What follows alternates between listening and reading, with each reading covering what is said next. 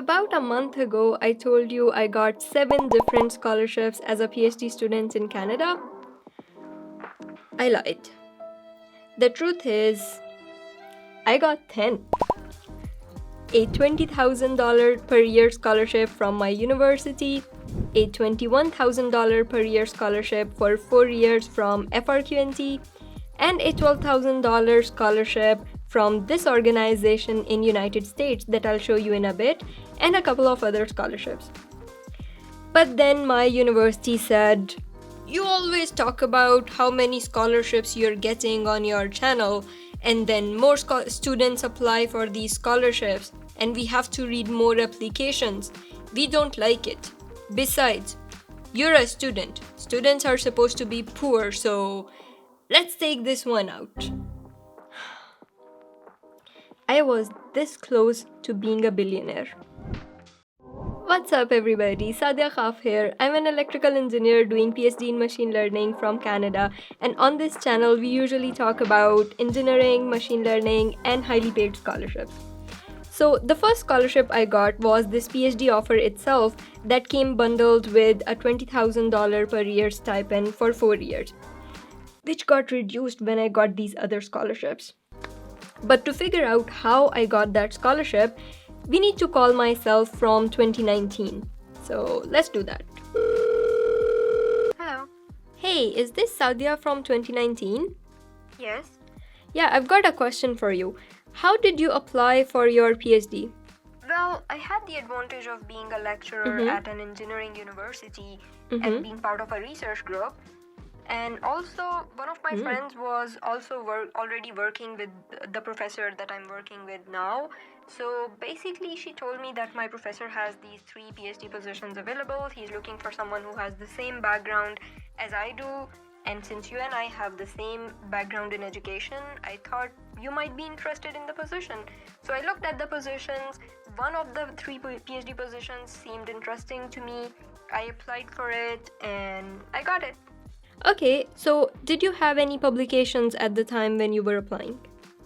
Oh, no, I did not have any publications at that time. I had 0 publications. I was working on a research paper with my research group, but that was a work in progress. We had not even submitted it at the time. Alright, thank you very much. This is Sadia from 2022, by the way. So stop giving your life story on phone to strangers without even asking who they are, okay? Bye! My 2019 self is just way too trusting. She would just trust anybody. For the second scholarship, which is the FRQNT, we don't need to call my 2020 self. In fact, she made an entire video explaining how she got this scholarship and even showed her documents for this scholarship. The first document you need is justification of application. Can you believe that, girl? I need to go back in time and tell her not to make that video and not to publicly overshare stuff. Alright, moving on to the ETS Volunteer Engagement Scholarship. For that, we need to call my 2020 self. So let's do that. Hello, Yes. is this Sadia from 2020? Yes. Okay, I've got a question for you. How did you apply for the ETS Volunteer Engagement Scholarship? Well, if you're myself from the future, then you know how I applied for it. I'm not sure I trust you. Oh, do I get it? Do you remember what you ate for breakfast this morning? No. Do you remember how did you apply for this PhD scholarship last year? Not really. Oh, I see your point. Okay, I'll tell you. She's got trust issues. So I went to ETS to print some Amazon returns, and then there I met Matthew, and he asked me if I've applied for this ETS Volunteer Engagement Award. I said no, but I'm planning to apply, and he was like, "What? When? The deadline is today." I was like, "What?" He said, "Yes, you have 1 hour to apply." So I said, "Okay, what do I need to apply?" He said, "You just need a reference letter co-signed by a colleague who can vouch for your activities and involvement in volunteer activities," and he also offered me to co-sign this letter for me.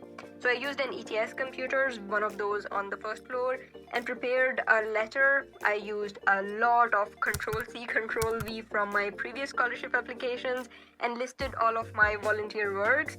I emailed it to Matthew, he signed it for me, I also signed it, and I sent it like 2 minutes before the closing of applications. Ooh, looks like you're cutting it close. You might want to use some reminders and some calendar apps in future maybe. Yeah, sure. Hey, while I have you here, I've got a question for you too. Yeah, sure, go ahead. Should I keep dating this guy I'm dating? I mean, does it work out between us in future? Oh, sorry, can't tell you that. It will mess with the balance of space and time. In fact, Strange will kill me if he saw me talking to you. I'm not even supposed to be talking to you, so bye! That was close. Alright, so the video is getting a little bit long, so we're gonna start bundling up some scholarships. More specifically, the 3 scholarships that I got in 3 minutes. You don't need any publications to apply for these scholarships. Basically, all 3 of them are targeted at presenting your research in 3 minutes. 2 of them are live, the 3-minute thesis competition at ETS level and then later at Eastern Regional competition level. And the third one is the LACIM video competition, in which you make a 3-minute video and you present your research. For all 3 of these scholarships, you don't need to have any publications. You just need to be able to present your research in an easy to understand manner for the public. So it doesn't have to be your research explained to your grandmother or to a 4-year-old kid, but you need to explain your research to a non-professional audience. Intelligent, but not necessarily experts in that particular subject. So if you can present your research in an easy to understand manner to an intelligent but non-expert audience, you can get these awards and scholarships. So what I did was I participated in the first one, and when I won that, I repurposed all of my content for the second and the third competition, and I won those ones as well. Moving on to the scholarship for which I cannot pronounce the name. Is it Palmarès Féminin Pluriel? I don't know, my French is very bad, so I'm probably scrapping it. But this is a scholarship I can't pronounce, but I got it. This scholarship was offered by my university to women in engineering who have excelled in more than one aspects of their lives.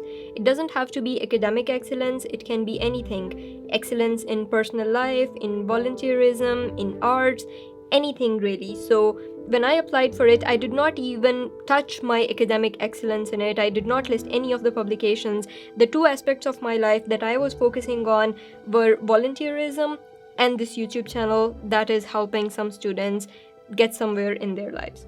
So based on these 2 aspects, I got this scholarship. The next scholarship I got is not actually for my PhD research or PhD studies. It's actually a scholarship targeted for part-time YouTubers. It's a scholarship by one of my favorite YouTubers, Ali Abdal. He's offering an online course called Part-Time YouTuber Academy, and the course at its full price costs around $5,000.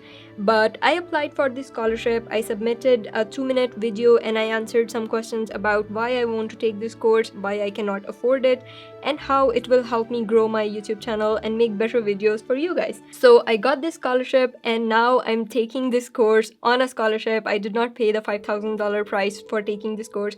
I'm attending it for free on a scholarship. The biggest one of these scholarships was the FRQNT scholarship, which is $21,000 per year. And the funny thing is, I documented the whole process and it's publicly available in this video where I show all of my documents that I used for this scholarship.